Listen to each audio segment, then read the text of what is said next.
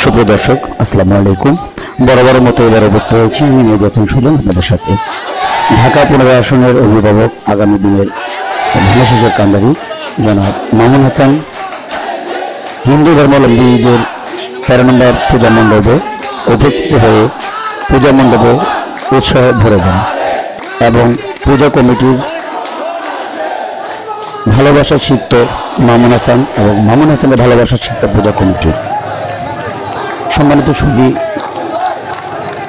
সাবেক কেন্দ্রীয় যুব দলের ভারপ্রাপ্ত সভাপতি, বিএনপি জাতীয় নির্বাহী কমিটির অন্যতম সদস্য,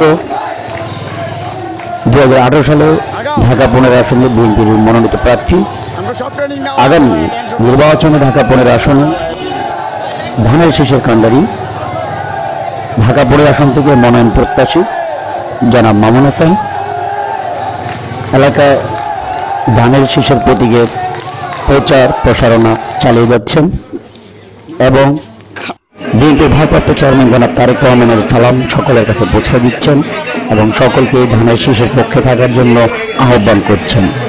সাথে উপস্থিত আছেন সাবেক ঢাকা মহানগর উত্তর বিএনপি সদস্য ও 14 নং ওয়ার্ড জনতার কাউন্সিলর আহসানুল্লাহ চৌধুরী হাসান।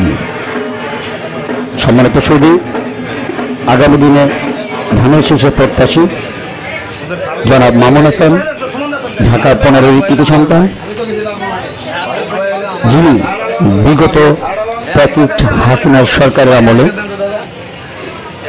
450 শতাধিক মামলা, তার পরিবার পরিজন মামলা হামলা শিকার এবং বিগত ফ্যাসিস্ট হাসিনার আমলে তিনি নিজ বাসভবনে থাকতে পারেননি, তার ফ্যামিলির সাথে থাকতে পারেননি, স্ত্রী সন্তানদের সাথে থাকতে পারেননি, যিনি মিরপুরে বিএনপির প্রাণ, যিনি মিরপুরে বিএনপির যোদ্ধা, যিনি বাংলাদেশ জাতীয়তাবাদী দলের জন্য তার জীবন উৎসর্গ করে দিয়েছেন, তিনি হলেন আগামী ঢাকা 15 আসনের ধানের শীষের মনোনয়ন প্রত্যাশী জনাব মামুন হাসান।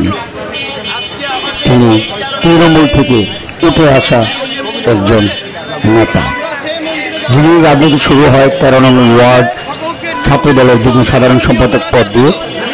আজকে তিনি সাবেক ভারপ্রাপ্ত যুব দলের সভাপতি, কেন্দ্রীয় কমিটি, তিনি বিএনপি জাতীয় নির্বাহী কমিটির সদস্য, তিনি আগামী জাতীয়তাবাদী দল বিএনপিকে পরিচালনা পরিসরের জন্য তৃণমূলের হাজারো নেতাকর্মীর তৈরি করা কারিগর, যিনি আপোষহীন একজন নেতা, যিনি বাংলাদেশ জাতীয়তাবাদী দলের জন্য তার নিজের জীবন উৎসর্গ করতে প্রস্তুত।